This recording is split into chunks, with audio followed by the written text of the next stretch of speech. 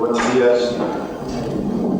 Nuevamente a esta sesión, a esta segunda sesión. Arrancamos con los 5 minutos de rigor, de cortesía, y lo hacemos con la presencia de Gonzalo Canseco Gómez, a quien doy la bienvenida y las gracias por asistir. Muchas gracias.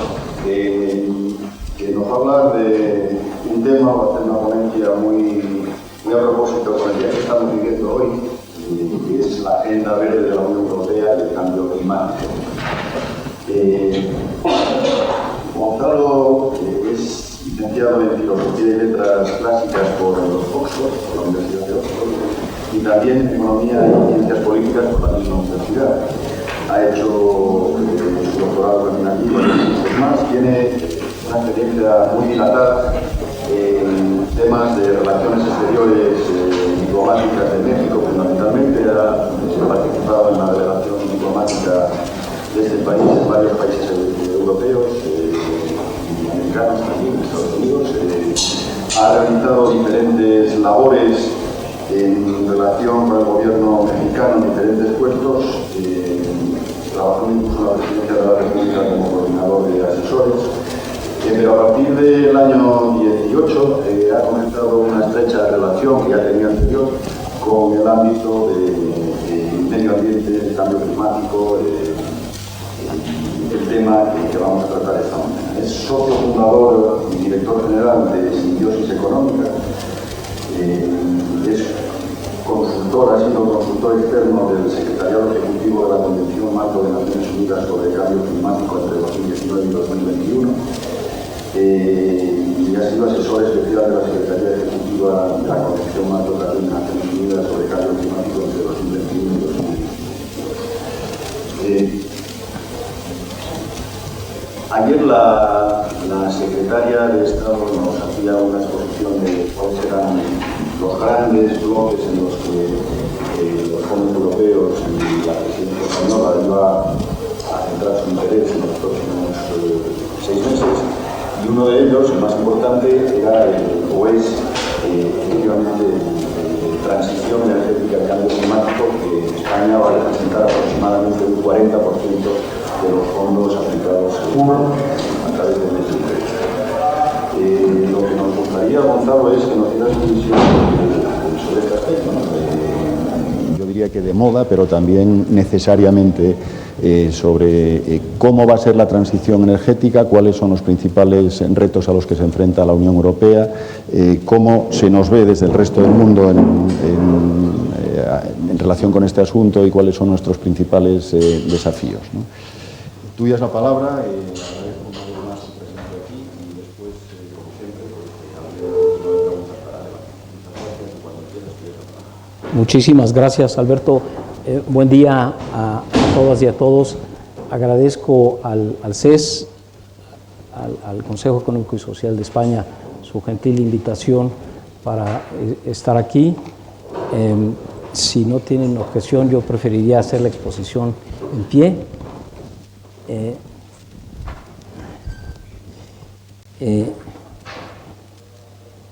Estuve ayer en la sesión inaugural y escuché también a la secretaria de Estado y eso me ayudó a precisar algunos elementos de la exposición que quiero realizar hoy. Y mi intención es transmitirles el sentido de urgencia que existe en esta agenda. Si al final de mi exposición no están ustedes un poco más preocupados que al inicio, es que no lo habré hecho bien.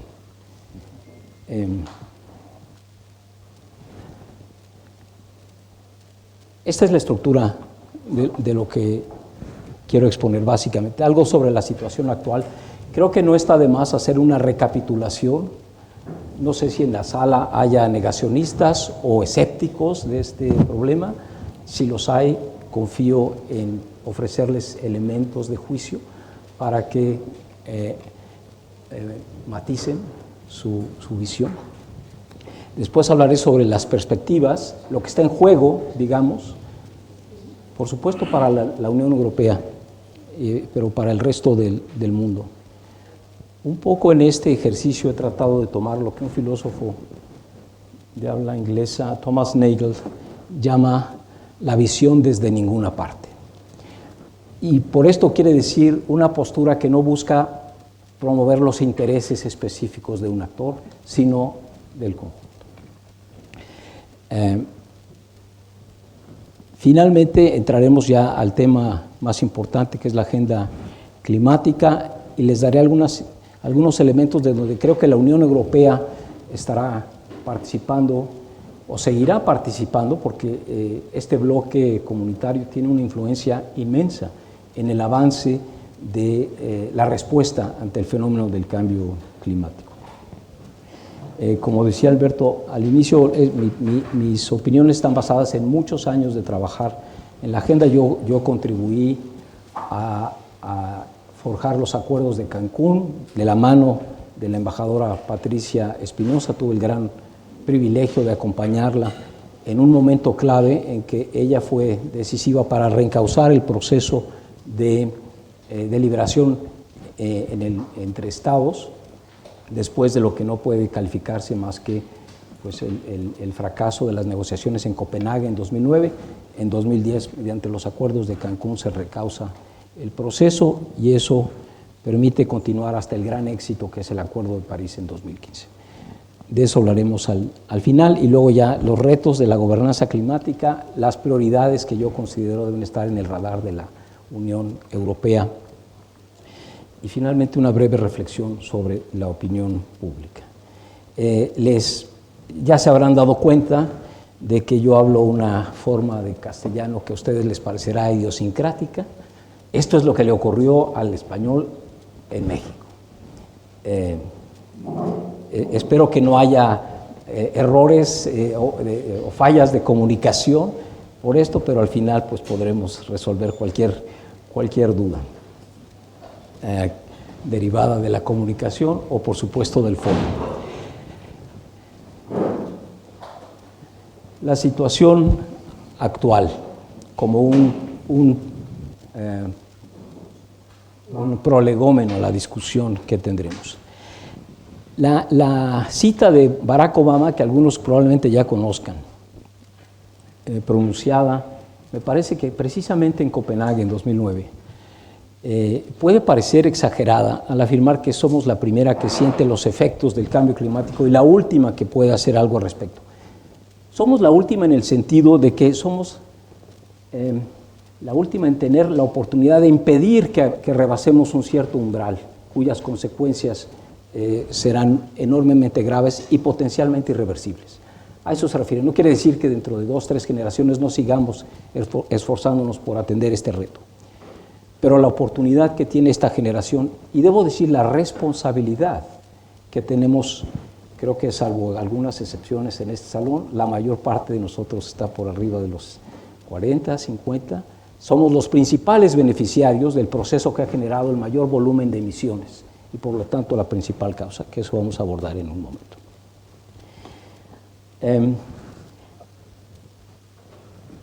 Comienzo por reiterar, como ya había señalado, que el fenómeno del cambio climático es indudablemente algo real, no es un proceso natural. Los expertos científicos que han trabajado en esto por más de 30 años han demostrado de manera fehaciente que son a las actividades humanas las que causan este fenómeno. Todos tenemos experiencias anecdóticas, como les llamo yo, evidencias que encontramos todos los días en los medios de comunicación acerca de lo que está ocurriendo. Y está ocurriendo algo también muy interesante, y es que empezamos a normalizar esto. Hacemos bromas respecto de lo que está sucediendo. Lo vemos como una especie de fenómeno natural. Estamos normalizando, podría decirse, lo que ha ocurrido. Pero la experiencia anecdótica, la evidencia en las notas periodísticas nos recuerda casi cotidianamente que están sucediendo cosas sin precedente, ya sea por la severidad de los fenómenos climáticos que observamos o por la frecuencia con que están ocurriendo fenómenos que antes sucedían de manera mucho más esporádica. Ahí puse algunos ejemplos, pero los podemos tomar prácticamente de cualquier momento. Allí recordé, yo estaba en Bonn cuando las inundaciones hace 2 años que causaron enormes estragos a lo largo del río Aar y también en Bélgica. Los incendios, actualmente, no sé si estén enterados, están ocurriendo, hay más de 90 incendios en Canadá, en zonas donde a estas alturas no es normal que ocurran incendios. Las inundaciones torrenciales no está allí, pero el año pasado Pakistán sufrió la segunda inundación más seria de su historia en un plazo de menos de 10 años. Y esa implicó la inundación de alrededor de 1/3 del territorio, pérdidas materiales en total, daños a infraestructura y pérdidas materiales por $30,000 millones tan solo en Pakistán. Es difícil argumentar que esto es un fenómeno normal. No ha ocurrido. Y esto es solamente hablando tocando la evidencia anecdótica, lo que cotidianamente nos relatan los medios de comunicación alrededor del mundo.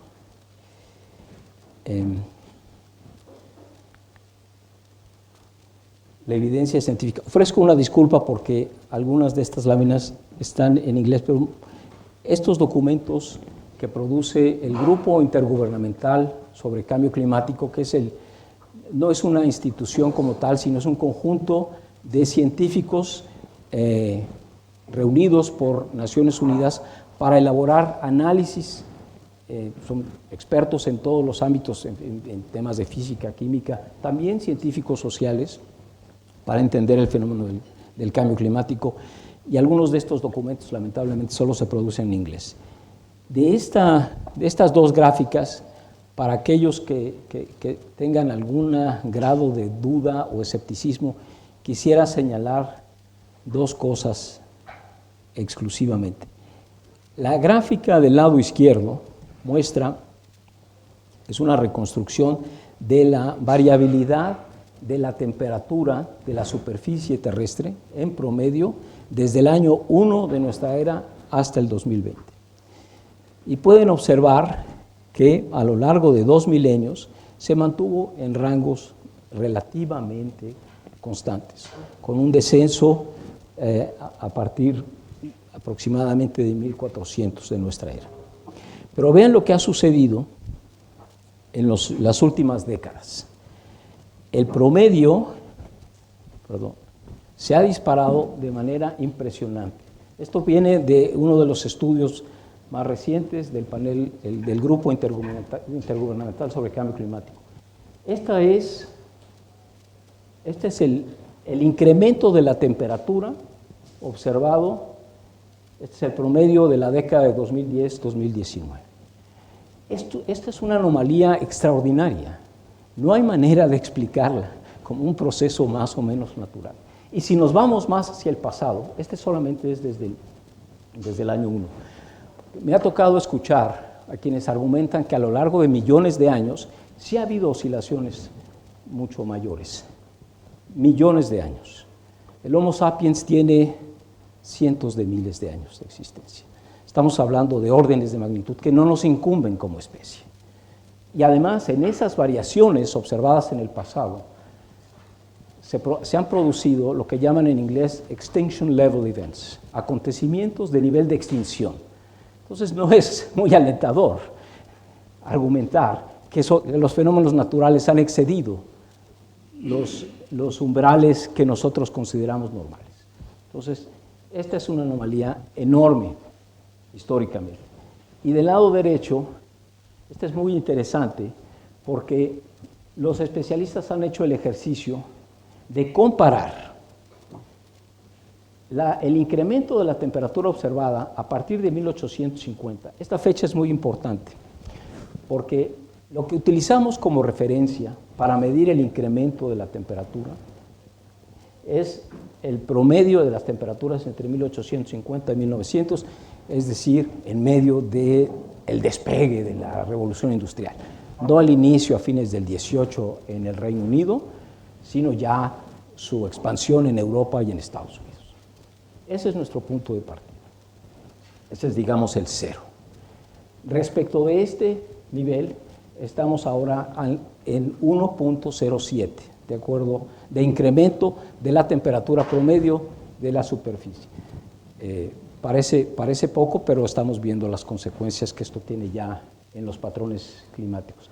Y la comparación es muy interesante porque ellos hacen modelos y remueven en el modelo la presencia de gases de efecto invernadero. ¿Qué habría sucedido en ausencia de las emisiones que hemos generado a partir de esta fecha? Y lo que habría sucedido es la continuidad natural de las temperaturas. Entonces, si alguien duda que este es un fenómeno causado por las actividades humanas, principalmente por el uso de la tecnología derivada de la revolución industrial, pues tiene un gran reto por delante para explicarle a los científicos qué ha sucedido, por qué ha sucedido esto. Me parecía importante tocar ese tema. Les doy algunos otros elementos para convencerlos de la centralidad que debe tener esta agenda en sus deliberaciones en el seno de la Unión Europea, y más adelante hablaré del papel que juega este importantísimo bloque de países. Algunos otros datos. En el aspecto científico, esto está medido, esto es física y química, no son especulaciones. Desde 2011, las concentraciones de gases de efecto de invernadero en la atmósfera han continuado aumentando y alcanzan promedios anuales de 410 partes por millón. Esto no les dice nada a nadie, por supuesto, en abstracto. Solamente que antes de la revolución industrial, el promedio global anual era de 280 partes por millón. Estamos muy por encima del nivel que era normal antes de las actividades derivadas del uso de la tecnología, principalmente, por supuesto, la utilización de combustibles fósiles. El problema central es que, y regreso a algo que el presidente Antón Costas mencionaba ayer acerca de las certezas con que operábamos en el pasado y la incertidumbre con que vivimos ahora, Bueno, si algo puede colegirse de nuestra experiencia reciente es que esas certezas eran ilusiones, eran certezas falsas, porque no teníamos en cuenta algo que creo que fue Donald Rumsfeld el que acuñó esta idea de lo que no sabemos, que no sabemos. Y en ese momento, o hace 30 años, no sabíamos que no sabíamos todo esto. No teníamos idea de las implicaciones que este desarrollo económico estaba teniendo para el medio ambiente en general y en particular para el clima, que es, yo siempre lo describo como el bien público global más importante, porque de la continuidad de estos delicados equilibrios, que ahora entendemos son tan frágiles, depende prácticamente toda nuestra economía y, más adelante veremos, muchas otras cosas en el planeta. Entonces, la acumulación de emisiones está medida, hay una clara correlación y los expertos nos dicen causalidad. Es más, el primer individuo que se percató de que esto sería un problema fue un premio Nobel de Química de 1903, de apellido Arrhenius, sueco, físico químico, fue presidente de la Academia de los Premios Nobel muchos años. Y él en un artículo de 1896 ya concluye que no podemos estar emitiendo impunemente dióxido de carbono a la atmósfera, porque la acumulación va a generar ese efecto de invernadero y va a conducir al calentamiento global. 1896. Bueno, no todo el mundo tenía que leer ese artículo en ese momento, pero quiero decir que la ciencia, sobre todo en los últimos 30 años, ha avanzado de manera impresionante. Y no estamos hablando de cuestiones políticas. A mí me preocupa mucho cuando esto en algunos países se reduce a una cuestión meramente político-partidista. He seguido deliberaciones, por ejemplo, en el Congreso estadounidense, en las que algunos ponen en entredicho todo este acervo de conocimientos científicos. Me parece que no hay fundamento racional para rechazar toda esta evidencia. Concluyo ya en esta parte dándoles algunos datos puntuales. Las últimas 4 décadas han sido sucesivamente las más calientes en la historia desde que tenemos registro. Esto no es normal. Los últimos 8 años han sido los 8 años más calientes en la historia desde que tenemos registro. Consecuencia, por supuesto, de esta acumulación de gases. No podría continuar hablando de la pérdida de la criosfera, las masas de hielo en los glaciares, en el Ártico, en el Antártico, se está perdiendo a un ritmo muy acelerado. El impacto que esto está teniendo en los océanos, tanto por la temperatura como por la acidificación, porque el océano absorbe la mayor parte del CO2 que se emite. Pues, todo esto para transmitir, uno, tenemos evidencia anecdótica bastante clara, y 2, tenemos evidencia científica contundente. El lenguaje que usan los científicos del grupo intergubernamental, cada año, en realidad los reportes toman varios años en ser elaborados, son centenares de científicos, decenas de miles de contribuciones y de comentarios y críticas. Su lenguaje cada vez es más contundente y claro.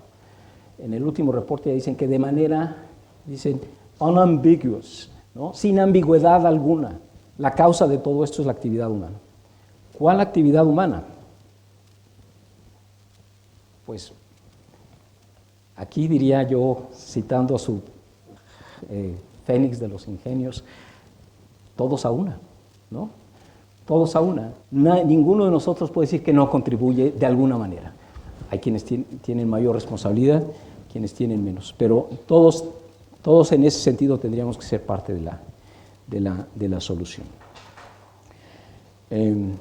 Por último, más o menos 80% de las emisiones consisten en CO2, principalmente por la combustión de petróleo, carbón, gas, butano natural. El metano representa alrededor de 10%, óxido nitroso el 7% y gases fluorizados el 3%. La contribución, por cierto, de estos al efecto de invernadero varía. El metano, por ejemplo, es muchas veces más dañino que el CO2. Bueno. Perdón, esto es un punto muy importante y es muy relevante para sus deliberaciones. Continuamente uno escucha, bueno, ¿quién es responsable de todo esto? Yo dije que no, Puente Ovejuna, es todos a una. Pero, por supuesto, aclaro, estas cifras son producidas por Our World in Data de Oxford. No son reconocidas como oficiales por los países, pero dan una idea aproximada de lo que está sucediendo. ¿Quién emite más actualmente? Las cifras más recientes son de 2017. Insisto, es un tema controvertido, pero estamos hablando de órdenes de magnitud. Actualmente, el 53% de las emisiones, tomando como referencia 17, han crecido un poco a la fecha, tuvieron un ligero decremento en 2020, pero continúan aumentando. Asia y fundamentalmente China explica la mayor parte, o una parte muy importante de las emisiones actuales. En América del Norte, por supuesto, es Estados Unidos, 18%, la Unión Europea, 17%. Es la Unión Europea incluyendo al Reino Unido, por cierto, en aquel momento. Este es un dato muy importante, porque en la discusión sobre la responsabilidad y, por lo tanto, sobre las obligaciones para actuar,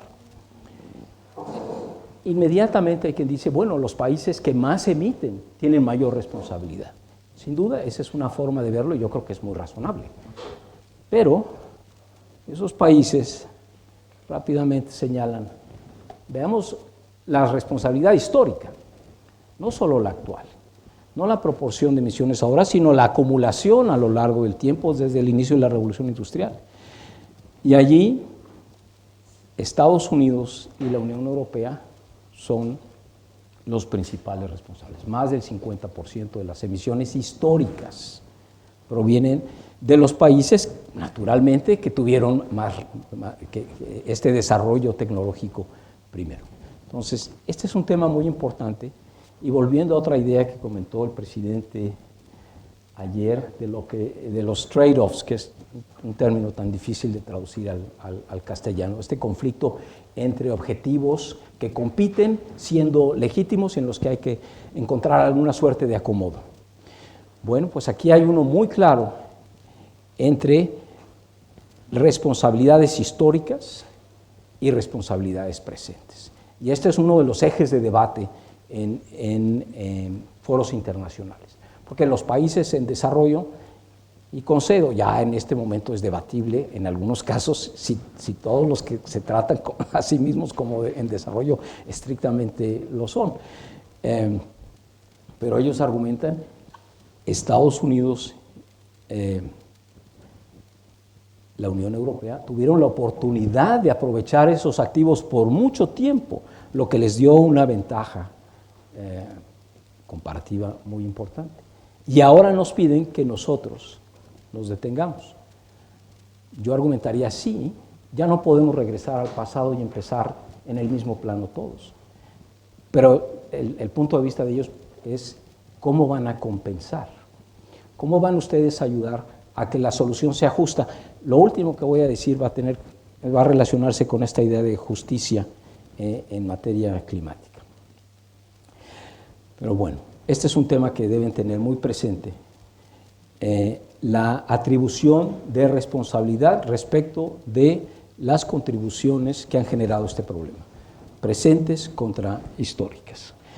Y también en esta misma lógica de conflictos, la pugna entre la posición de países en desarrollo, con una serie de reclamos, de exigencias, y países desarrollados preocupados por proteger, como es comprensible, su posición.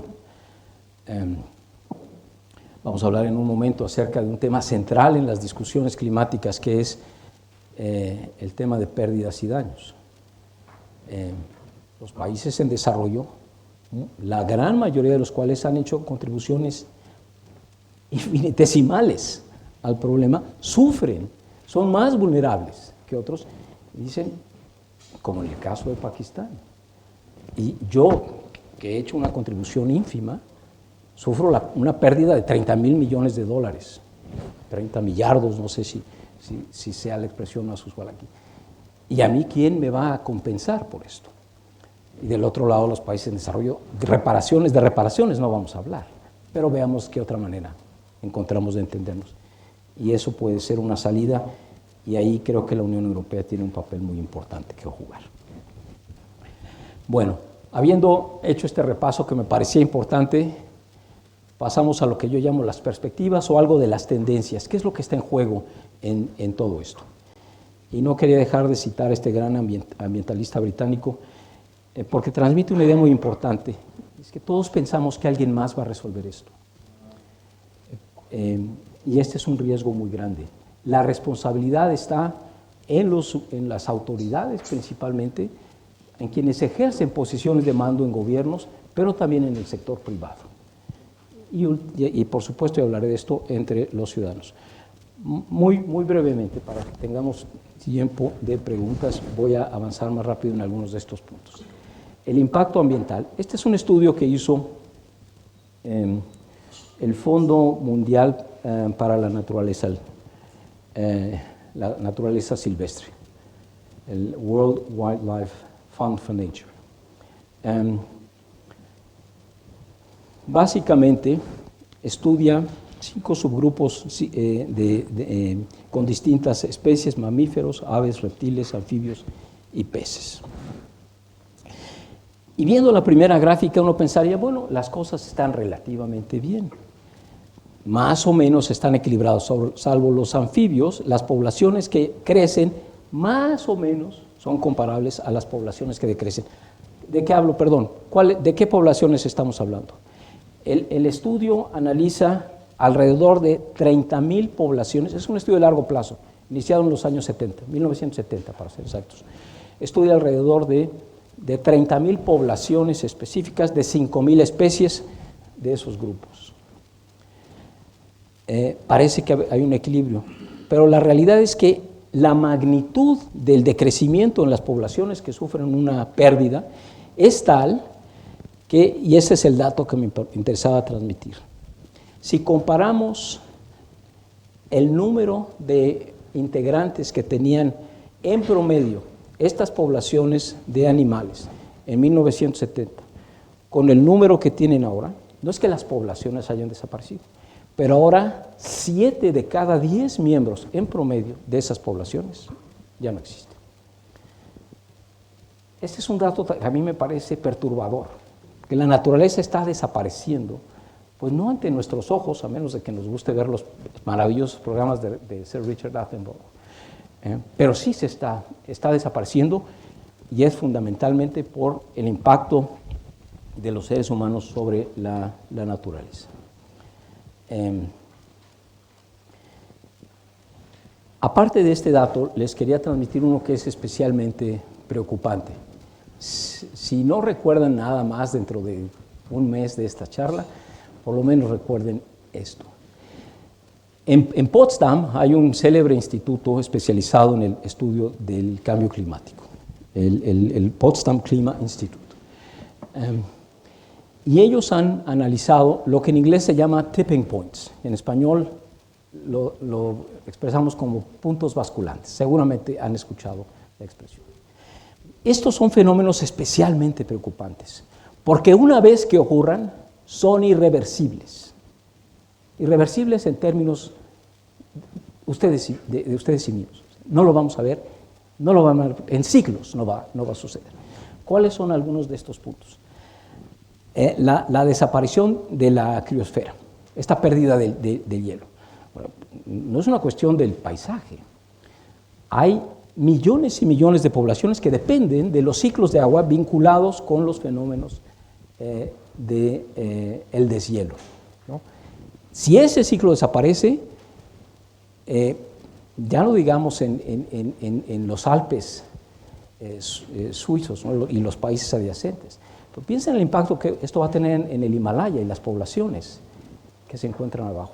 Son fenómenos con una capacidad de trastocar equilibrios políticos y sociales monumental. Entonces, ese fenómeno es especialmente preocupante, la pérdida de hielo. Igual de alarmante, tengo un colega que siempre me advierte que no esté yo alarmando a la gente y que les transmita las cosas de manera más amable. Y por supuesto, como ven, no le hago tanto caso. Porque creo que sería una negligencia de mi parte no transmitir estas preocupaciones.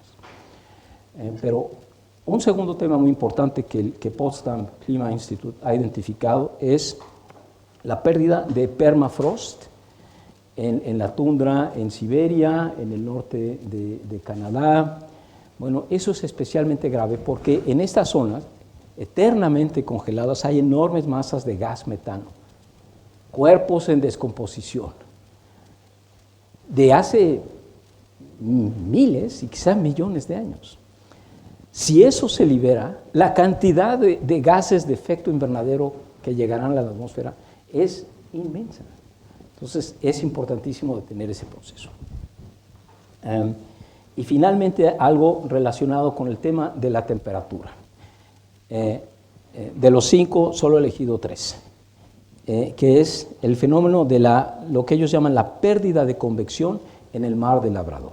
Suena enormemente abstracto y técnico. Básicamente, la convección, como ustedes recordarán por sus clases en lo que yo llamo la escuela y ustedes el colegio, pero se trata del movimiento de fluidos. Puede ser el aire, puede ser el agua, por cambios de densidad derivada de cambios de temperatura.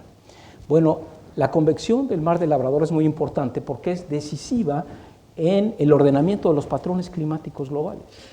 Si eso se pierde, no sabemos qué sigue, pero sobre todo lo que sí sabemos es que ya no lo vamos a poder recuperar, no lo vamos a ver nosotros. Entonces, son temas sumamente preocupantes, no para entrar en pánico, pero sí para tomar medidas urgentes y atenderlo tanto como podamos.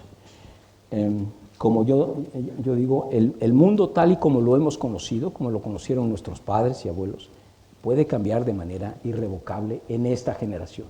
Y es en eso en lo que estaba pensando Obama, me parece, cuando utilizó esa frase. Bueno, eso por lo que toca al impacto ambiental. Muy brevemente, el impacto económico que debe interesar, creo, en especial a un grupo de los presentes. Estos son estudios que realiza anualmente Munich Re para tratar de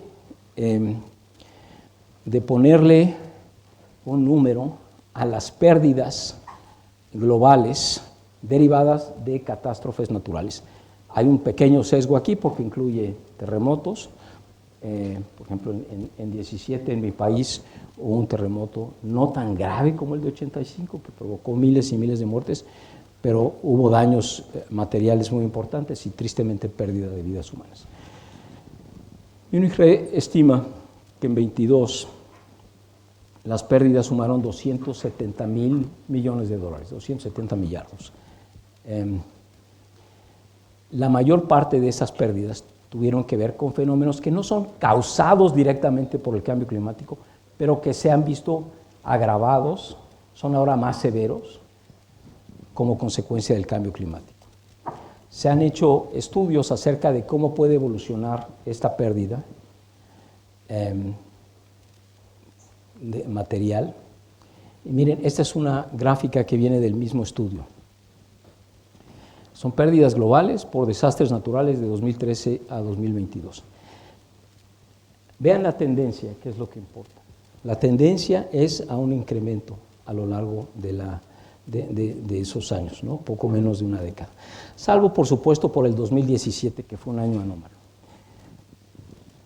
Lo fue, yo creo, porque si uno entra a ver los datos de 2017, fue un año en el que ocurrieron incendios en el norte de California y en el sur de California, causaron enormes pérdidas, inundaciones en China, el terremoto en México. En fin, fue un año especialmente severo en términos de impacto por desastres naturales. Pero lo que me importa en esta gráfica señalar es que claramente la tendencia es al ascenso. Y si pudiéramos ver las cifras para las décadas anteriores, veríamos que son menores y de 90 para atrás ya más o menos se estabiliza. Esto es producto nuevamente de la alteración de los patrones climáticos. Finalmente, en cuanto a las consideraciones que deben tener en cuenta al momento de pensar la posición de la Unión Europea hacia el interior del grupo comunitario y en relación con otros países, es el impacto político y social de la crisis. Se dice con mucha frecuencia que el cambio climático es un multiplicador de amenazas, ¿sí? Que no es solamente una amenaza en sí, sino que incrementa la gravedad de otras amenazas.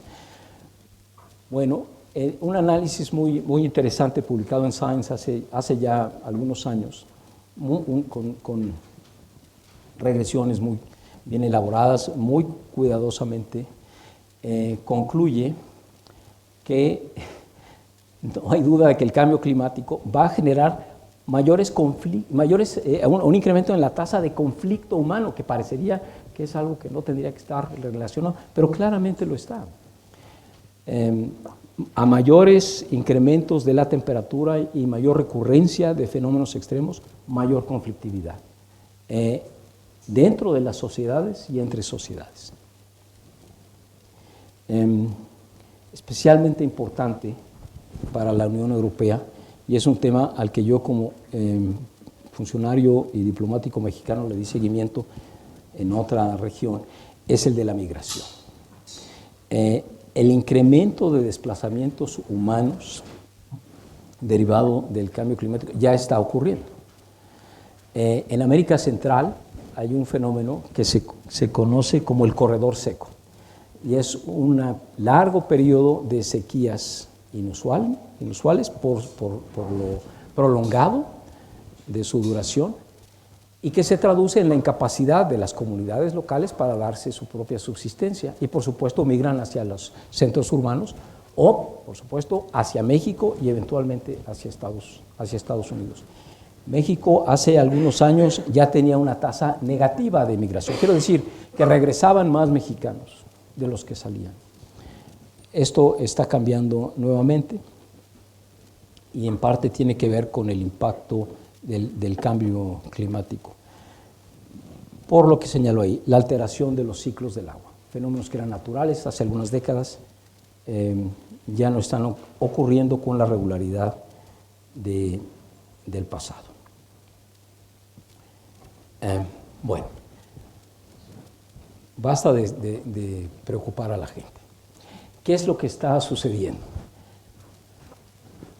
Tenemos 30 años atendiendo este problema, ¿no? Yo tengo década y media dedicado en una forma u otra participé, por ejemplo, como asesor técnico en la elaboración de lo que hoy se conoce como los Objetivos de Desarrollo Sostenible.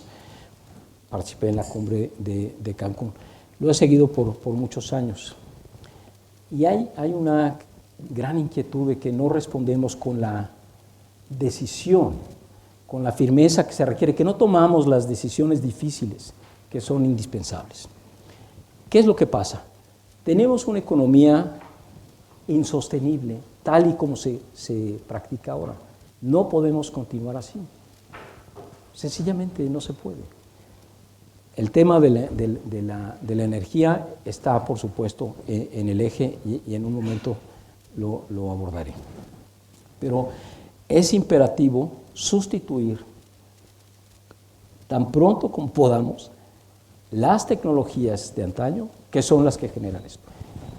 No podría expresarse con mayor sencillez. Tenemos que dejar de quemar combustibles fósiles. Ya. Ayer. Ahora, tenemos necesidades energéticas. Bueno, necesitamos reemplazarlas. Se requieren planes creíbles para hacerlo.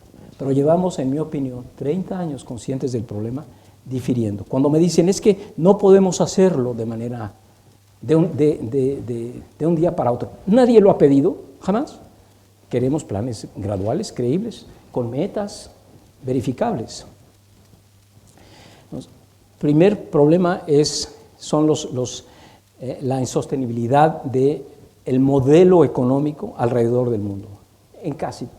Por supuesto, en los países en desarrollo la historia es diferente. Su contribución es mucho menor. Sin embargo, aquí hago un breve paréntesis, quizá me adelanto a algo que quería decir después.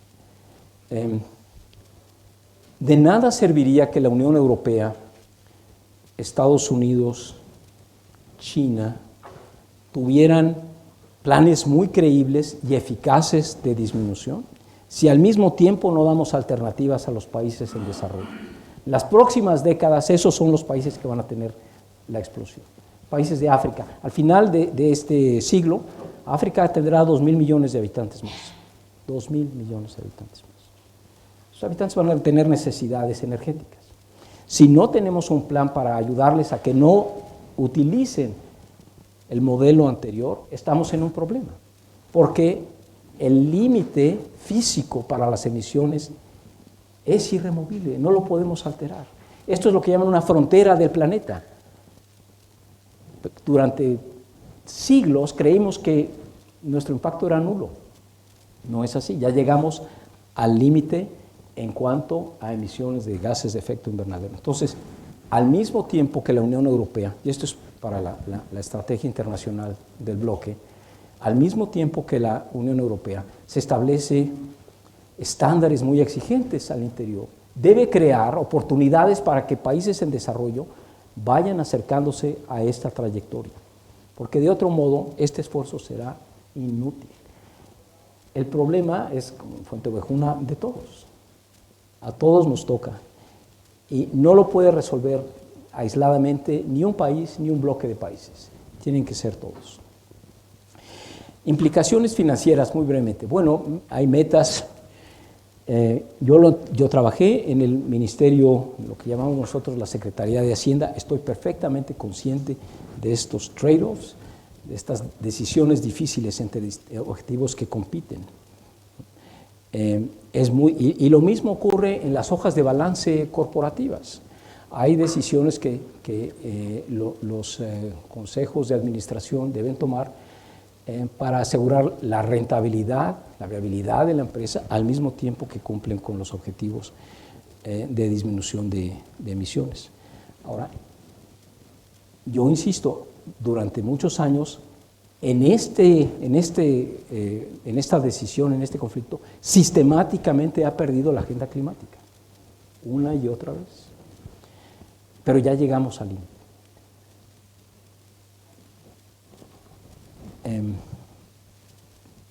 En cuanto a implicaciones financieras, voy a hablar de esto en un momento, sobre el financiamiento a los países en desarrollo.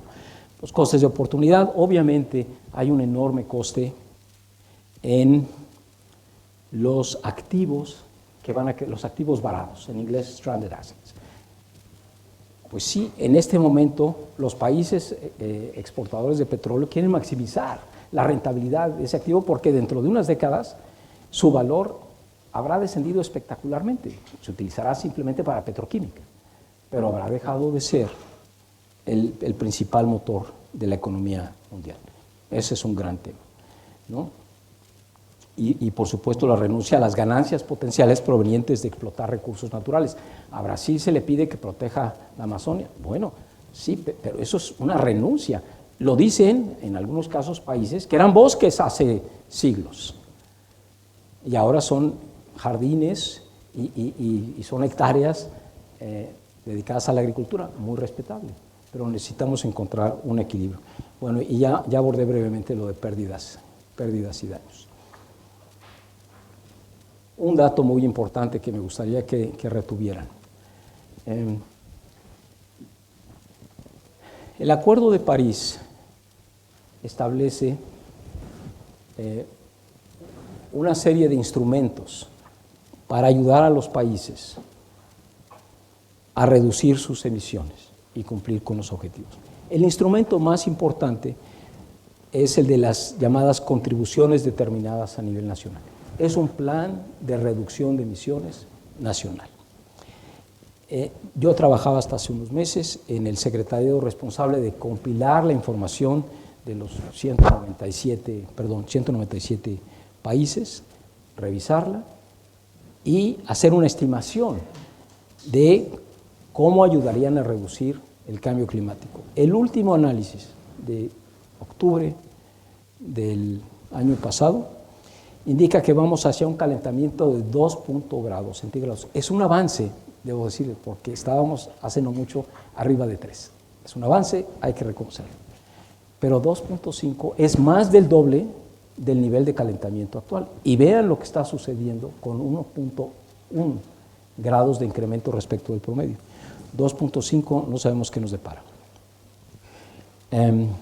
Los compromisos de reducción por parte de los países consignados en estos planes que se presentan ante el Secretariado Ejecutivo de la Convención Marco revelan un aumento de las emisiones en 10.6% para 2030.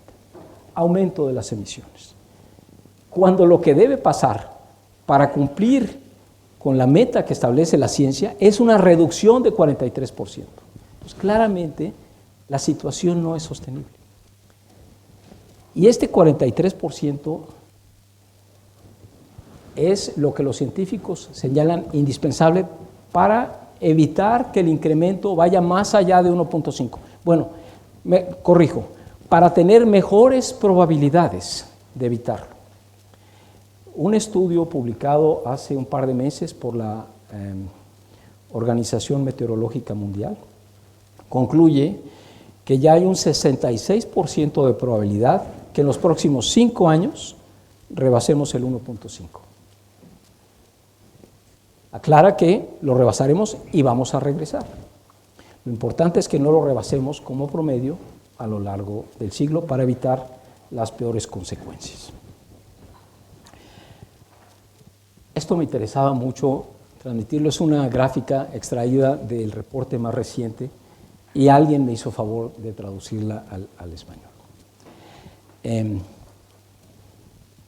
Es una gráfica con color que revela la evolución del clima, del incremento, de la temperatura promedio de 1900 hasta, hipotéticamente, por supuesto, 2100. Vemos que en las primeras 4 décadas ya hay un ligero incremento.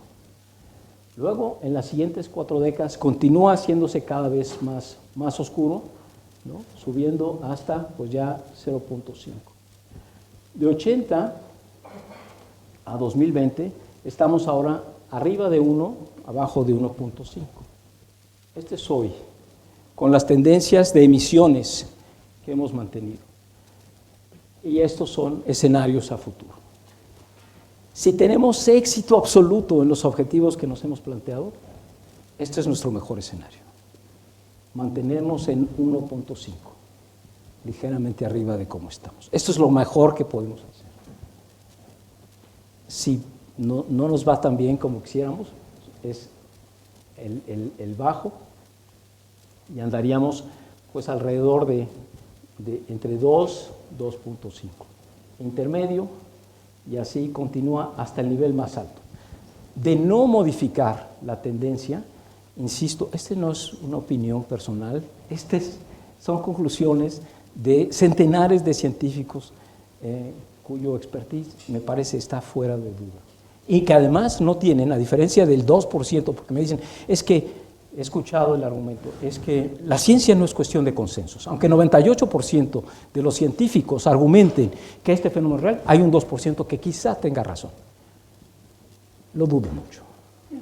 Lo dudo por varias razones. Una, muchos de estos científicos están a la paga de intereses económicos que buscan convencernos de que no tenemos que cambiar y que lo han hecho con éxito en los últimos, por muchos años. Ya ha habido estudios que revelan cómo desde los años 90 corporaciones vinculadas a la explotación de combustibles fósiles organizaron estrategias deliberadas de comunicación para minar la credibilidad de la ciencia climática. Es decir, no, es que eso no es creíble. No se dejen convencer, todo es especulativo, ¿no? Son meras probabilidades. El problema es que una y otra vez los pronósticos de los científicos respecto de lo que iba a suceder se han vuelto reales, se han comprobado, solo que están ocurriendo más rápido de lo que habíamos previsto. Entonces, si no hiciéramos nada, el incremento de 4 grados, ese puede tener, y hay distintos estudios, el Karolinska, el Instituto Karolinska de Suecia ha hecho estudios obviamente especulativos sobre lo que puede suceder, pero estamos hablando de niveles de pérdida de vida y de daños catastróficos. Entonces, no hay razón para pensar que vamos a llegar a 4, ya estamos en 2.5, venturosamente, pero no podemos cejar en el esfuerzo por reducir aún más las emisiones lo más rápidamente. Bueno, paso a hablar ahora de la agenda climática, retos y prioridades desde mi punto de vista. Iniciando por la optimista conclusión del presidente del grupo de científicos, Ho-Sung Lee, que dice que aún podemos asegurar un futuro sostenible. Estamos a tiempo para evitar los peores efectos. La Unión Europea, desde mi punto de vista, es un actor clave en el proceso intergubernamental porque desempeña un papel muy constructivo, conciliador, permite resolver diferencias, apoya de manera muy significativa a países en desarrollo para que ellos puedan tener sus propias, y lo digo por ejemplo, la experiencia mexicana, nuestro mercado de bonos de carbón tuvo apoyo de la Unión Europea y en especial también de la Agencia de Cooperación Alemana. Ellos nos ayudaron a construir el mercado de bonos de carbono que ahora tenemos, que todavía puede mejorarse. Los grupos de negociación, nos regreso a lo que teníamos, a lo que lo vimos hace unos momentos sobre emisiones. Pues aparte de los países, individualmente, hay grupos de negociación. La Unión Europea es muy importante. Está el G77 más China, países en desarrollo, el grupo africano, con intereses también muy afines, los estados árabes, de la misma manera, y en fin, una gran multiplicidad de asociación independiente de Latinoamérica. Además, en muchos de estos países, muchos de estos grupos, perdón, los países tienen pertenencias múltiples. Entonces, es un área muy compleja de negociaciones. Solamente quería señalar que en esta compleja asamblea de países, la Unión Europea es un actor clave por su contribución para impulsar mayores niveles de ambición y para dotar a otros países de los elementos, de las herramientas necesarias para actuar. Ya mencioné las contribuciones determinadas a nivel nacional, que son una pieza central del Acuerdo de París. Es la principal herramienta que tenemos como estados para reducir las emisiones. Perdón ahí por la errata. Estrategias de largo plazo, de esas hay muchas menos, hay alrededor de 50 o 60, pero esas buscan resolver el problema de que las contribuciones determinadas a nivel nacional responden a plazos más cortos, 5 o 10 años, cuando queremos, por supuesto, tener planes más amplios. Y los planes nacionales de adaptación. Las prioridades, desde mi punto de vista, para este bloque.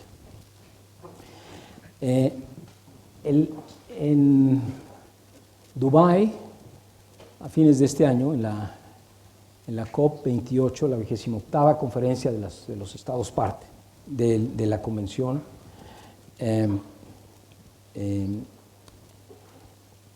que además se realiza simultáneamente con la conferencia del Protocolo de Kioto y la conferencia del Acuerdo de París. Son prácticamente los mismos países con 2 o 3 diferencias. Las prioridades para la Unión Europea, desde mi punto de vista, la primera de ellas es algo que tiene, por cierto, un representante espectacular que seguro conocen, que es Frans Timmermans, que es un experto, domina los temas como pocos y es un magnífico diplomático en este ámbito. Pero la Unión Europea ha buscado infructuosamente incrementar los niveles de ambición de reducción de emisiones. Una prioridad para la próxima sesión es que se logre el acuerdo para responder con mayor sentido de urgencia, como decía yo, a estos retos y reflejarlo en las contribuciones determinadas a nivel nacional, es decir, en los planes de cada país para atender este fenómeno y en las estrategias de largo plazo. ¿Por qué la mitigación es importante para todos? Y nuevamente doy un paso atrás y tomo lo que llamé la visión desde ninguna parte. En realidad, la mitigación beneficia a todos, porque a mayor mitigación, menor necesidad de invertir en adaptarnos al fenómeno, porque el fenómeno será más limitado. Y si tenemos menor necesidad de adaptarnos, probablemente haya menos pérdidas y daños.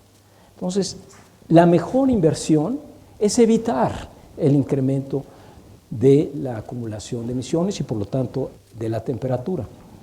Segundo lugar, la adaptación. Este año se debe aprobar entre países una nueva meta global de adaptación. La adaptación es uno de los temas olvidados en la agenda, o relativamente olvidados. No recibe el volumen de recursos que requiere, pero ahora se está haciendo evidente lo necesario que es. Y lo vamos a ver en España, en México, en Estados Unidos, ante estos crecientes y frecuentes fenómenos extremos. Ya no hay vuelta atrás. Ahora necesitamos encontrar la manera de adaptarnos y continuar la vida cotidiana en estas circunstancias. Pérdidas y daños es muy importante y va a ser clave este año porque en la reunión en Sharm el Sheikh el año pasado se aprobó una nueva entidad financiera que va a brindar apoyo a los países que sufran pérdidas. Hay mucho que discutir, va a tomar años definir esta agenda, creo, pero de esta reunión debe salir con claridad el establecimiento de la entidad, y recursos, la dotación de recursos necesarios para que empiece a operar. Finalmente, el tema de financiación. Entre los acuerdos de Cancún, los que me tocó apoyar a la embajadora Espinosa, está la decisión de aportar a partir de 2020 lo que nosotros llamamos 100,000 millones de dólares anuales a los países en desarrollo. No se ha cumplido hasta la fecha.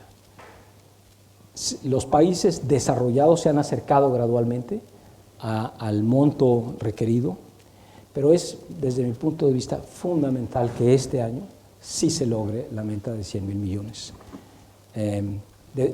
o 100 millardos anuales.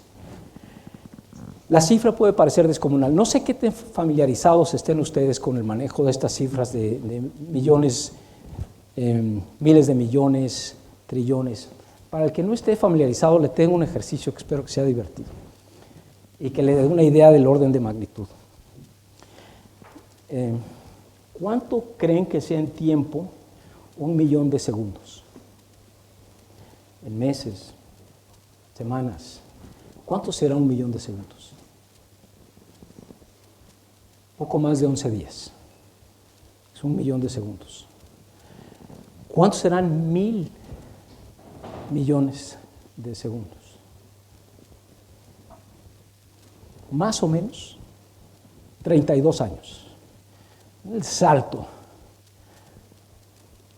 ¿Y cuánto es un billón o trillion en inglés? 1,000,000 de millones de segundos. 32,000 años, más o menos.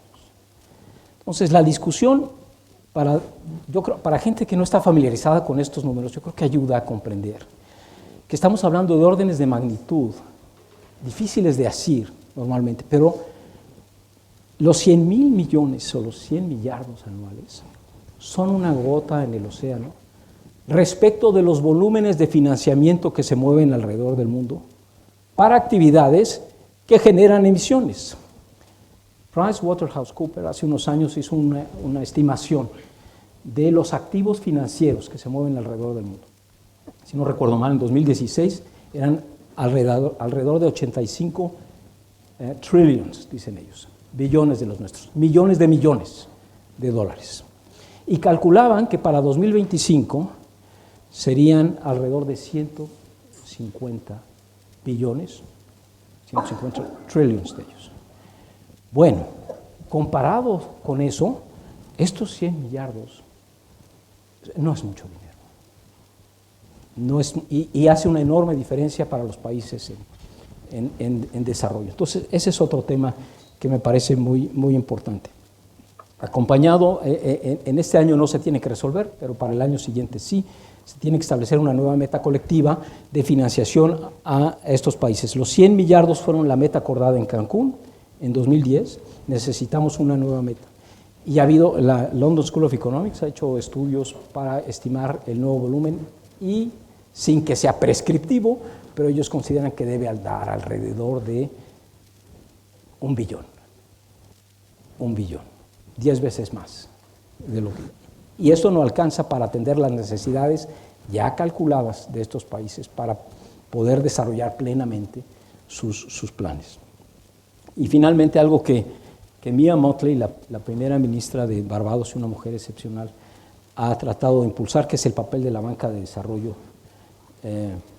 multilateral, las instituciones financieras. Bueno, aquí ya casi para terminar, los retos que enfrentamos. Yo les puse retos. Hay un académico británico que da clases en Hong Kong que escribió un libro fantástico que se llama Las patologías, las patologías de la gobernanza climática. Y la primera es la lógica del sistema internacional. Aquí estamos discutiendo, analizando la posición de un grupo de países, que ya es un avance, que no estemos discutiendo posiciones soberanas de un solo Estado-nación. Pero la negociación a partir de intereses nacionales es un obstáculo para resolver un problema colectivo, como el cambio climático. Tenemos que encontrar otra manera de entendernos, por ejemplo, con China, con la India, con los demás países que tienen agendas distintas. Incluso ayer hablaba el presidente del Consejo sobre lo que nosotros llamamos el retorno de la geopolítica. Por unos años en la globalización parecía que, ¿no?, había llegado el fin de la historia y todas estas nociones, pues está de vuelta con la invasión en Ucrania, pero no solo allí. En cuanto a instrumentos, por supuesto, pues legislación, regulación, políticas públicas. El otro gran actor, la otra patología, diría el profesor Harris, es el papel del sector privado. Si el sector privado no adopta esta agenda como propia y empieza una transformación creíble, no hay manera en que logremos cambiar, porque hay distintas maneras de medir la participación del sector privado en la economía global. Pero una muy sencilla es cuántas personas son empleados de corporaciones privadas. Y más o menos alrededor del mundo, incluyendo países como Corea del Norte, donde 0, ¿no?, o Cuba, donde son unos cuantos, hasta países con economías como Estados Unidos, con economías de mercado, de libre mercado, más o menos 70 de cada 100 trabajan en el sector privado. Entonces, ahí es donde tiene que ocurrir el cambio. Y por supuesto, hay riesgos inherentes. Finalmente, la sociedad civil, y eso es muy difícil, yo sé, la sociedad civil está ya habituada a una serie de comodidades, expectativas. Lo que está pasando en China, por ejemplo, es que pues, tienen aspiraciones y están reproduciendo la calidad de vida de Occidente. Una clase media ascendente con un gran poder adquisitivo que, por supuesto, consume ingentes volúmenes de productos franceses e italianos de alta gama. Pero eso es insostenible. Necesitamos cambiar. Y lo último, ya muy rápidamente, que les quería mostrar es el año antepasado, en un estudio de este think tank importantísimo, Munich Security Conference, que yo creo que es el grupo de estudio más importante en temas de seguridad, había encontrado que los temas de cambio climático se volvieron importantísimos, sobre todo para los jóvenes, pero en general en los BRICS y en el G7, que son las poblaciones donde hacen esta encuesta. Los primeros 4 temas tenían que ver con cambio climático, ¿no? Fenómenos climáticos extremos, cambio climático en general, destrucción de hábitats naturales, etc. No me dio tiempo de bajar la lámina del estudio más reciente. Cambió radicalmente. Las preocupaciones que aparecen ahora en esas mismas poblaciones son el riesgo de la guerra, la amenaza nuclear, y el cambio climático descendió en la agenda. Bueno, yo creo que ese es un error monumental del que nos vamos a arrepentir los que estemos aquí dentro de 20 o 30 años si no logramos enmendarlo.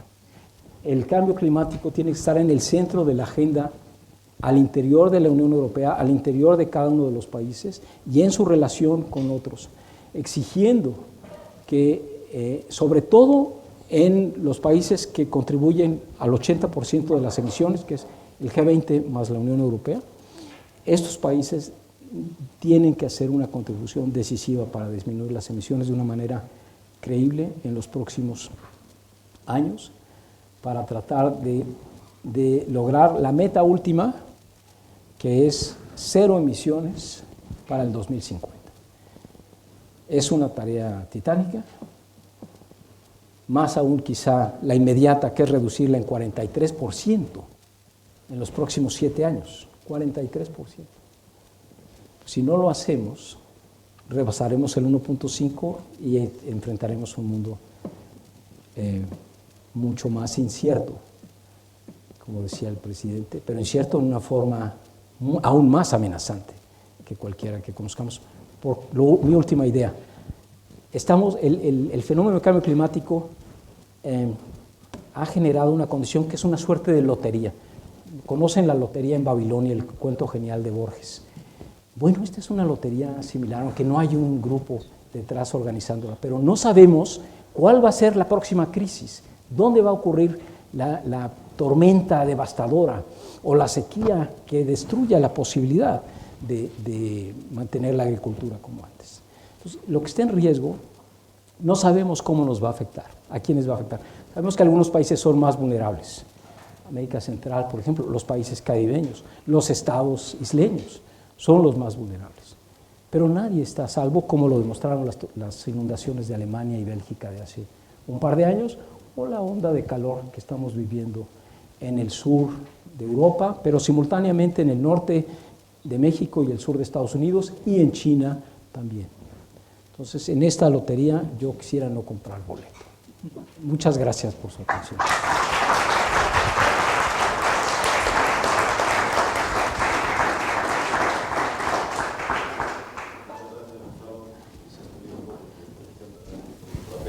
Lo siento. Sí. Bastante más, porque los datos tan claramente expuestos y sucesivamente analizados, así es. Pero no quiero robar tiempo a ustedes, iniciar el turno de preguntas y el debate cuando quieran.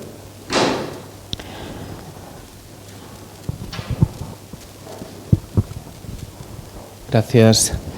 Gracias, Gonzalo, por la presentación. Soy Juan Ignacio, del área de estudios del CES. Y retomo un poco la parte final de tu intervención. Me gustaría conocer tu opinión, sobre todo a través de tu paso por Naciones Unidas, respecto del modelo de gobernanza que debemos perseguir a la hora de pensar el cambio climático. Y pienso especialmente en América Latina y Europa, que celebran una cumbre entre ayer y hoy, donde son dos regiones que han manifestado su preocupación por los temas medioambientales, pero no parece que sea tan claro el enfoque con el cual quieren enfrentarlos. Europa propone un European Green Deal, que implica transformación de la matriz industrial y productiva, mientras América Latina se plantea los acuerdos de Escazú como un mecanismo de participación y reconocimiento de derechos medioambientales. Y en esta cumbre, por ejemplo, se manifiestan grandes inversiones por parte de la Unión Europea en América Latina y, de alguna manera, la posibilidad de que Europa pueda ser socio estratégico en la importación de litio como uno de los recursos centrales en la transición energética. Se enfrentan dos modelos. Mientras una región quiere proteger el medio ambiente como modelo de preocupación sobre el medio ambiente, la otra región lo que busca es recursos que permitan una transición energética de tipo industrial. ¿Cuál es el modelo de gobernanza que deberíamos buscar en este sentido? Muchas gracias. Procuraré no extenderme en las respuestas, tal y como lo hice en la presentación inicial. Pero pienso que no tenemos aún un modelo claramente establecido. Pienso que una necesidad imperiosa es que, a diferencia de la relación que se estableció en el pasado entre, en aquel momento, colonias y después países más desarrollados, se busque un entendimiento y una suerte de asociación con los países. Va a ser necesario, por ejemplo, México tiene un gran potencial para explotar litio, pero habrá que hacerlo con respeto al medio ambiente, con estándares apropiados y en sociedad, de manera que los beneficios sean compartidos. Y lo mismo opino para, por ejemplo, la valiosa presencia de empresas europeas o estadounidenses dedicadas a generar energías renovables. Tiene que hacerse en sociedad con México o con Chile, y de hecho está ocurriendo. Creo que no existe un modelo único aplicable a todos los países, pero sí un conjunto de principios que busquen asegurar la equidad en la relación. Y la idea que ya no mencioné de justicia climática, que haya oportunidades para los países más vulnerables y con menos recursos, que aseguremos que la transición atienda a las necesidades de trabajadores y de grupos que quedan pues marginados, porque, por ejemplo, en el caso de México, decenas de miles de trabajadores de la industria petrolera. Necesitamos ofrecerles una alternativa. Y el último sentido de justicia climática, que en muchas de las conversaciones con inversionistas se vuelve más importante, es ya en el sentido jurisdiccional estricto, que es el exigir el cumplimiento de compromisos y de obligaciones legales. Se ha traducido en demandas civiles y crecientemente en demandas criminales. Entonces, yo diría que equidad y justicia en arreglos individuales. No, creo, hay una reunión, estoy consciente, de la CELAC, la Comunidad de Estados Latinoamericanos y Caribeños, que por cierto México y yo como funcionario en aquel entonces tuvimos mucho orgullo en contribuir a su gestación, entre la CELAC y la Unión Europea. Sí necesitamos encontrar arreglos creíbles entre los grupos y también entre países.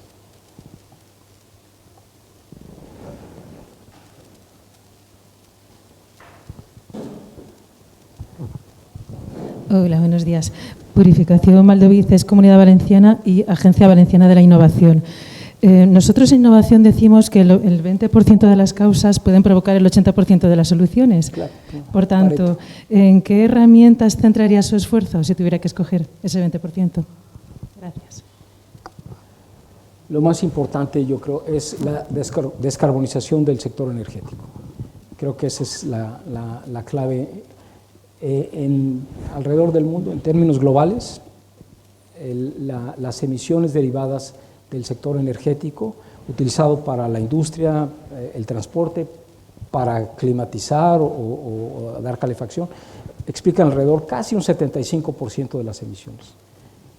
Ese es el punto clave. Hay mucho más que se puede hacer, y ayer se habló de digitalización. Eso puede ayudar a eficientar muchos procesos. La economía circular, para disminuir el impacto en el medio ambiente. Muchísimas tareas, pero por mucho el tema se centra en energías renovables.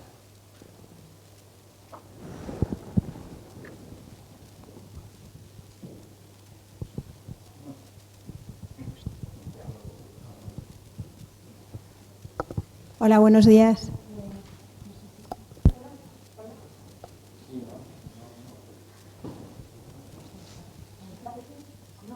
Muchas gracias por la presentación, me ha gustado muchísimo. Soy Victoria Mestre, del área de estudios del CES. Llevamos desde el principio de la institución, yo creo, hablando de este tema y analizándolo en el CES. Y estoy muy de acuerdo con el planteamiento, porque es muy urgente el cambio. Es verdad que Europa, pese a su impacto relativamente pequeño, tiene un papel prioritario y pionero en todo este planteamiento y está tirando mucho de la respuesta internacional. Y yo lo que veo es que hay mucha regulación, mucha política, muchísima, mucho cumplimiento de objetivos o persecución de objetivos, pero luego desaprovechamos las señales que nos llegan continuamente, que nos están inundando ya a nivel ciudadano. Es mi consideración, ¿no? Y entonces, por ejemplo, en la experiencia que hemos sufrido todos del COVID-19, hubo un paréntesis de actividad y de movimiento que se ha traducido en España en una reducción del 12% de emisiones interanual y que, sin embargo, al año siguiente hemos recuperado inmediatamente. Y muy contentos, además, porque decíamos, mira qué bien, que estamos ya en la normalidad. Entonces, nos queda interiorizar como ciudadanos esa cuota de responsabilidad. Y yo creo que es un cambio un poco cultural, que debe acompañarse también de medidas educativas y formativas, pero me parece que va lento respecto a las consecuencias que ya estamos teniendo, que nos rodean y que nos superan. Entonces, quería saber cómo se percibe esto en el ámbito internacional, dada la diferencia entre países acomodados, que lo vemos con distancia, y países que lo sufren de esta manera tan brutal, que está provocando inmigraciones y, en fin, estos daños tan tremendos. ¿Y cómo se concilia eso? Porque yo veo que va muy deprisa. Entonces, para los acuerdos internacionales, las cumbres, esta es un poco mi reflexión. Gracias. Muchas gracias. Absolutamente de acuerdo con el planteamiento y con la inquietud.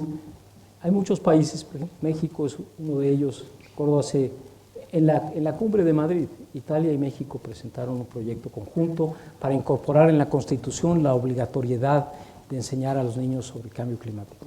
Me parece estupendo. La única observación que yo hacía en ese momento es que en México ya es parte de la currícula enseñar cambio climático. Entonces no tiene que hacer nada en la Constitución. Además, eso me parece valiosísimo, pero tiene un efecto de largo plazo. Y tenemos 7 años para reducir 43% las emisiones y pues 27 para reducirlas por completo. Entonces, compartiendo absolutamente la necesidad de educar, de generar concienciar, como dicen ustedes, el problema, el principal problema creo que está en lograr que haya liderazgo en gobiernos, en órganos de decisión de corporaciones, en organizaciones de la sociedad civil. La expectativa de que la sociedad civil o que una masa crítica de los ciudadanos cambie con esa velocidad tampoco es realista. Entonces, comparto la inquietud y la aspiración, pero siento que es a nuestra generación a la que le toca resolverlo. Muchas gracias por la conferencia. Yo soy Gonzalo Rodríguez, también del área de estudios del CES, y yo quería hacer un poco de abogado del diablo. En concreto, quería referirme al estudio R5 del IPCC, que estima que de aquí a 2100, si no se mitiga el cambio climático, podría tener un impacto económico del 2% del PIB. Y luego hay otros metaestudios que están estimando un impacto del 1 al 3% del PIB. Y entonces, claro, aquí yo lo primero veo una incertidumbre fundamental porque es difícil medir exactamente cuánto va a aumentar la temperatura y luego es difícil hacer la transición de cuánto va a aumentar la temperatura a qué impacto económico va a tener. Pero en vista de estos estudios y de la gran incertidumbre económica, alguien podría decir que los recursos necesarios para mitigar el cambio climático, que por ejemplo la Unión Europea de aquí a 2100 ha estimado en un 4%, serían mayores que el impacto económico que se estima, que aún así es muy incierto. Entonces, ¿qué diría usted a esta postura que podría ser un poco más escéptica, que no necesariamente yo comparto, pero que he oído y que me parece una postura razonable? Gracias. Interesante. Tendría yo que regresar a ver la fuente, los presupuestos en que se hizo el análisis. Estudios que yo he analizado hacen estimaciones mucho más altas, no para fines de siglo, sino para mediados de siglo y muy por encima de 4%. Del producto, en cuanto a pérdidas económicas. Ahora, todo esto se hace con una serie de hipótesis respecto de lo que podría ocurrir, pero dependiendo del incremento de la temperatura, los escenarios varían significativamente en cuanto a lo que mencioné de ciclo del agua, movimientos migratorios, conflictos. Es muy difícil hacer esa estimación. Tendría yo que revisar y responder ya con más detalle. Pero en principio creo que es una subestimación del impacto económico. Hola, buenas. Fernando López, de UGT Castilla y León. Muchas gracias por su exposición. Y quiero ligar dos reflexiones que ha hecho. Una respecto a la implementación de medidas contra el cambio climático en los países en desarrollo y la segunda con el interés de las corporaciones de combustibles fósiles. Entiendo que soy pesimista y creo que incluso a veces no creo tener razón, pero me parece muy seria la situación y entiendo que es imposible hoy por hoy instaurar medidas de protección al medio ambiente y contra el cambio climático en los países de vía de desarrollo si no existe una justicia social y la población de estos países no tiene las necesidades básicas cubiertas. Más cuando, como hubiera explicado usted, este tipo de corporaciones nunca van a dejar de vender combustibles fósiles, sino que los trasladarán a los países en vía de desarrollo en cuanto los países preponderantes y primeros países dejen de usarlas. Con lo cual va a ser muy difícil a nivel de gobernanza de estos países poderse abstraer de este tipo de fuente de energía, sobre todo respecto a la posición económica que pueda favorecer el crecimiento económico y social de su población. Con lo cual quiero que me diga realmente si cree usted que esto es posible, que todo lo que nos ha contado con la buena voluntad de los países de primera, digamos, es posible si no se ataja directamente la injusticia social en los países en vía de desarrollo y en el tercer mundo. No, tiene usted toda la razón. Trataba yo de incorporar en mis reflexiones el tema de justicia climática en estas tres dimensiones que mencioné. es imperativo que la transición en los países en desarrollo se dé de tal modo que genere beneficios tangibles, una mejor calidad de vida a poblaciones que en este momento, por ejemplo, aún tienen que reunir leña para satisfacer sus necesidades energéticas, que es una población importante en África, en partes de Asia y de América Latina. Tienen que estar necesariamente considerados. Respeto su pesimismo, no lo comparto. Yo creo que tenemos muchas posibilidades. Trabajé también como jefe de gabinete en la Secretaría de lo que llamamos Desarrollo Social, la responsable del combate a la pobreza en México, con un secretario brillante y excepcional que generó una estrategia importantísima, y estoy muy familiarizado con los desafíos que enfrentan las comunidades más marginadas en México. Y la solución es incorporarlos al desarrollo. Un ejemplo, estamos tratando nosotros de promover la reforestación en países de América Latina, pero de manera que sea en este esquema que ustedes seguro conocen de pago por servicios ambientales, que sea en beneficio de esas comunidades proteger los bosques, que no los vean solo como una fuente de materias primas o incluso de recursos potenciales mediante su venta, sino que vuelvan a valorarlas tal y como están, no prístinas, pero lo más cercano a ello, y que les genere ingresos. Ahora, eso tiene que financiarse, porque en este momento no recibe nada por cuidarlos. ¿Quién lo va a financiar? Bueno, pues las empresas y los gobiernos que desean, que están convencidos que es una necesidad preservar esos bosques. En la Amazonía, en América Central, en vastas áreas de México. Y ahí los mercados de carbono, los créditos de carbono serán clave. Establecer el precio por tonelada de CO2 removida de la atmósfera es una manera de trasladar beneficios a esas comunidades, que en muchos de estos países son las comunidades más pobres las que se convierten o tienen la posibilidad de convertirse en los guardianes de estas selvas y bosques, en beneficio de todos, por cierto.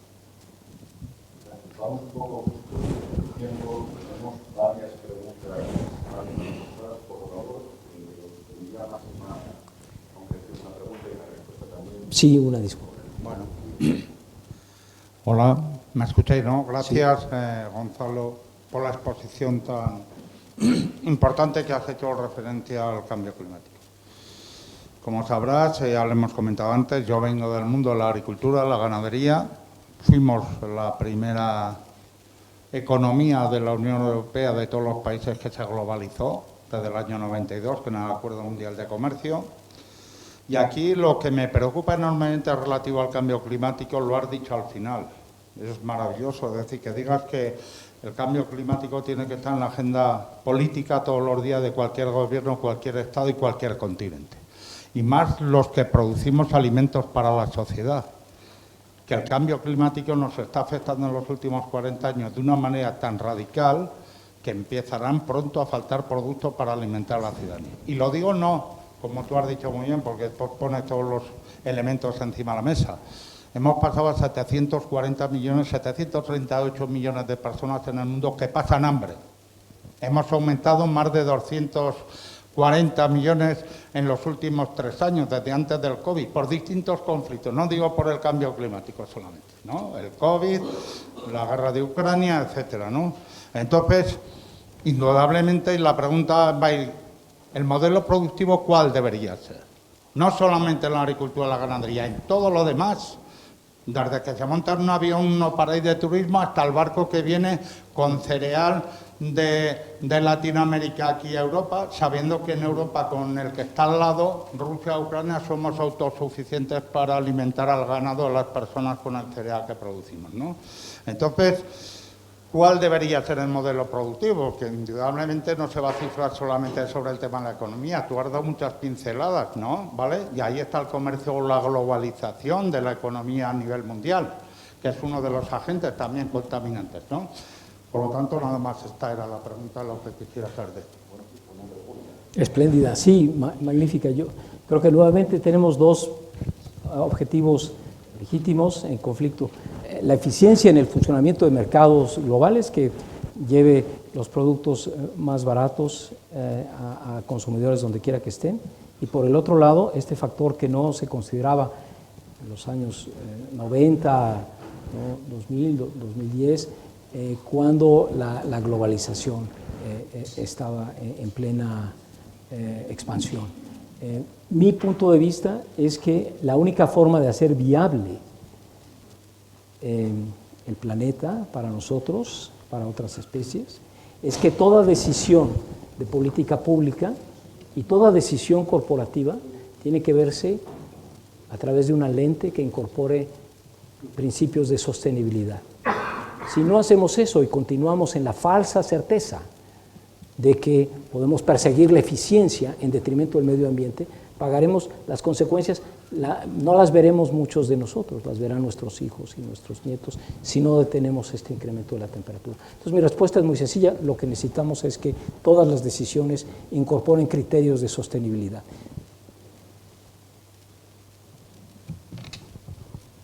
Sí. Buenos días, muchas gracias. Me llamo Antonio González, formo parte de los consejeros del grupo primero, del grupo en representación de los trabajadores del Consejo Económico y Social. Me ha gustado muchísimo la exposición y quiero agradecerle por haberla hecho. Creo que nos ayuda mucho en ese trinomio de mejorar nuestro conocimiento, aumentar la concienciación y, en definitiva, ser capaces de llevar a cabo o contribuir a alguna acción. Y en ese sentido quiero hablar de la preocupación que está surgiendo. El papel de la Unión Europea hasta ahora ha sido un papel muy importante en cuanto a los fenómenos medioambientales, el cambio climático, etcétera y tal. Pero las cosas están cambiando en Europa. Están claramente cambiando. Asistimos en Europa a un incremento de las tendencias negacionistas y también de las tendencias retardatarias. Hace solo unos días, hubo una votación en el Parlamento Europeo donde finalmente se aprobó la Ley de Protección de la Diversidad, pero no solamente la extrema derecha, sino el Partido Popular Europeo, con la valiosa excepción de 20 eurodiputados que no lo hicieron, votaron en contra. Hay claramente un aumento de las tendencias negacionistas y de las tendencias retardatarias en Europa. Ayer, mientras estábamos aquí en este seminario, Cristina Narbona, ministra o exministra de Medio Ambiente en España y una de las mayores expertas en la relación entre el problema climático y la economía, hacía también una intervención que luego pude escuchar por la tarde. Y ella decía que las tendencias retardatarias dicen que sí, que es cierto el problema medioambiental, pero que ya nos ocuparemos de ello cuando la economía vaya mejor o cuando vaya bien. Dijo dos cosas más que creo que son muy valiosas. Primero, que no hay contraposición entre economía y ecología, porque no hay economía sin ecología. Y la segunda, que al contrario de lo que se dice desde algunos ámbitos, la ecología no es una ideología, es una ciencia. Estamos ante una situación en la que corremos el riesgo de que uno de los grandes actores, que es la Unión Europea, deje de serlo o atenúe considerablemente, digamos, su papel, y eso va a hacer cambiar las cosas. ¿Qué podemos hacer si tenemos tan poco tiempo ante un problema de estas características? ¿Qué cree usted que podríamos hacer para detener e invertir el proceso negacionista y retardatario que está creciendo en Europa? ¿Basta con intensificar el esfuerzo de concienciación ante los ciudadanos? ¿Basta con aplicar de manera más intensiva el principio de transición justa, que es importante, pero seguramente no será suficiente. ¿Qué piensa usted al respecto? Muchas gracias. Muchas gracias por la pregunta difícil. Seré breve, dada la limitación de tiempo.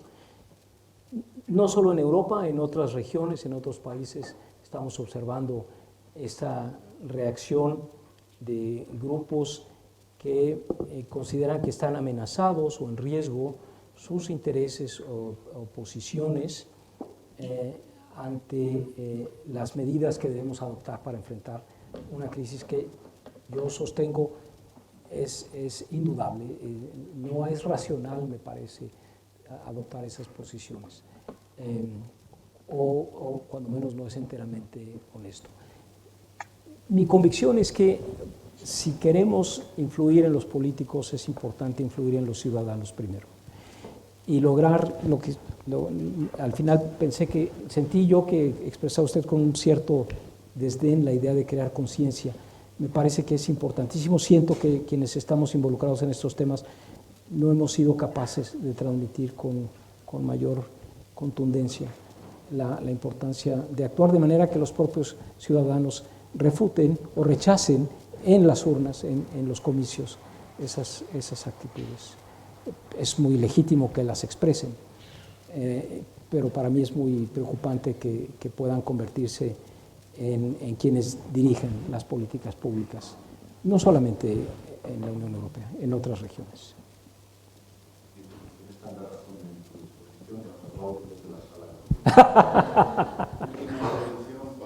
Sí, el tiempo, estamos fuera de tiempo y también mi intención era dejarlo porque puedo plantearte la pregunta más tarde, pero quisiera plantearla en público porque probablemente alguna persona que puede estar aquí tiene esa misma preocupación. Yo creo que en relación con los impactos del cambio climático y especialmente en relación con las medidas es decir, para reducir las emisiones, hay un problema moral que no surge nunca. Y es una cuestión que me interesa porque estoy escribiendo un pequeño ensayo.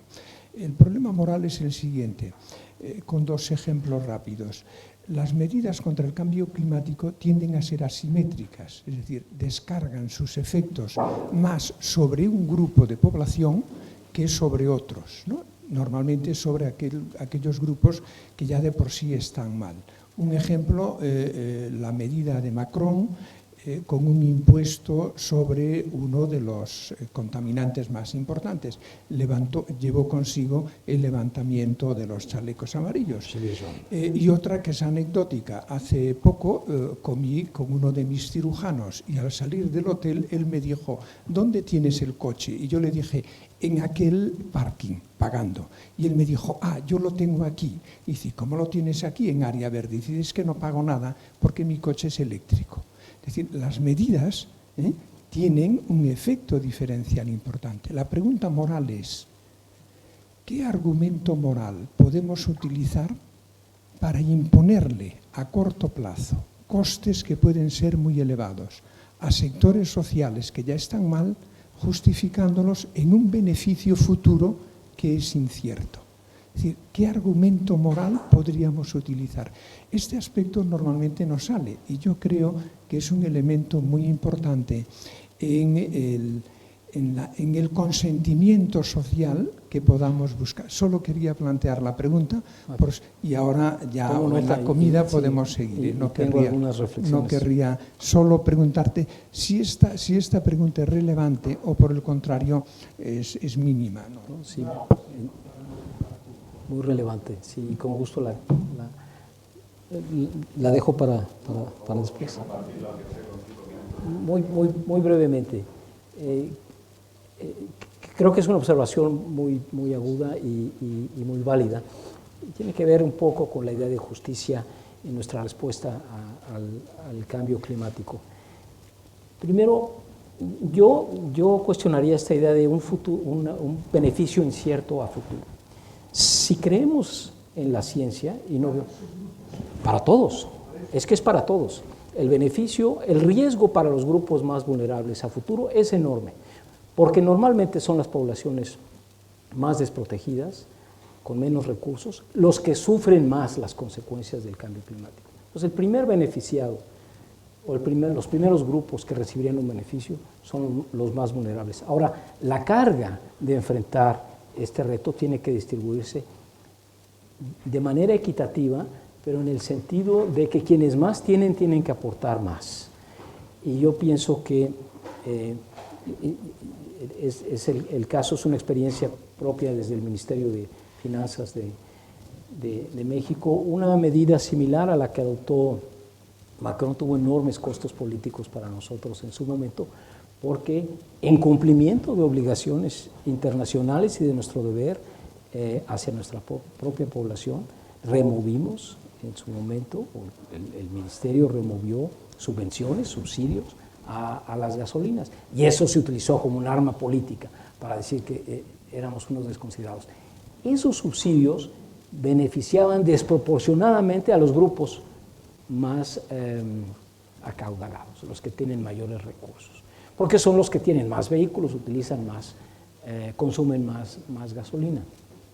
La manera de compensarlo, en el caso de los grupos más vulnerables, era incrementar transferencias directas, de manera que ellos pudieran percibir un beneficio en sus bolsillos de este cambio. Entonces, pienso que la respuesta a este dilema moral es tomar medidas compensatorias para que los grupos que podrían verse perjudicados por medidas de carácter general reciban beneficios inmediatos, concretos, que ayuden a que no se genere una reacción como la de los Gilets jaunes en Francia. Es decir, que esto no lo resuelve enteramente el mercado, tiene que haber intervenciones deliberadas, porque estamos promoviendo un bien público, no algo que se produce espontáneamente. Si nos dedicamos a esperar a que el mercado lo resolviera, el 1.5 será historia muy rápidamente. Gracias. Muchas gracias, Gonzalo. Con esto terminamos la sesión que iniciamos a las 12.